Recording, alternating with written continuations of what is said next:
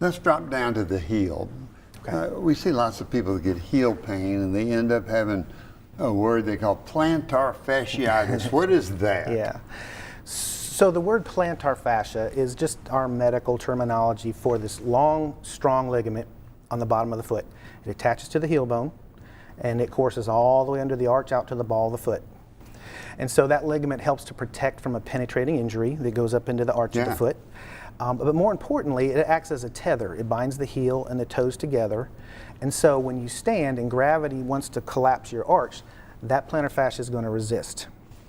Well, So it serves a good function. The plantar fascia is a wonderful structure that we need to have.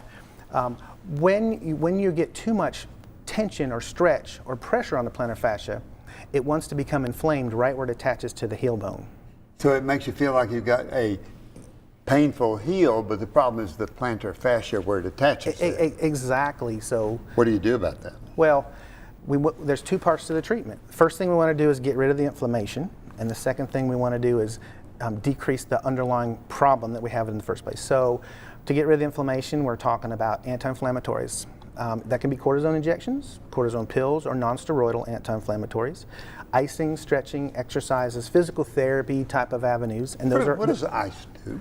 Well, ice is just a strong anti-inflammatory. Yeah. Cool that tissue down, and It sort of numbs the tissue in a way. yeah, too, absolutely. It's the very reason we use ice after surgery, to decrease that inflammation. And of course, the inflammation makes you heal slower. So when people wake up in the morning and they got plantar fasciitis, that first it hurts. Oh, yeah. Hurts. Yeah. Can they massage their foot? Do they wear something at nighttime that helps stretch that plantar Absolutely, fascia? absolutely you can. And so people who have plantar fasciitis, that's the first thing I tell them. Before you get out of bed in the morning, I want you to stretch that arch back.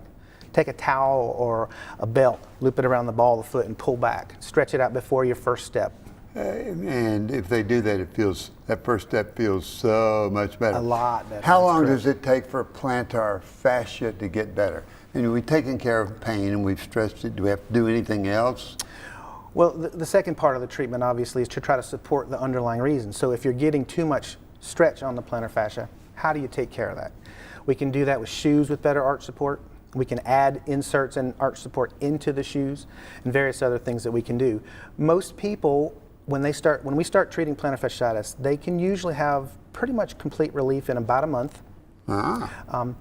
Now, there are some people who resist, and that can go on to be much more extensive treatment. So in general, you can tell somebody, we're going to get you better.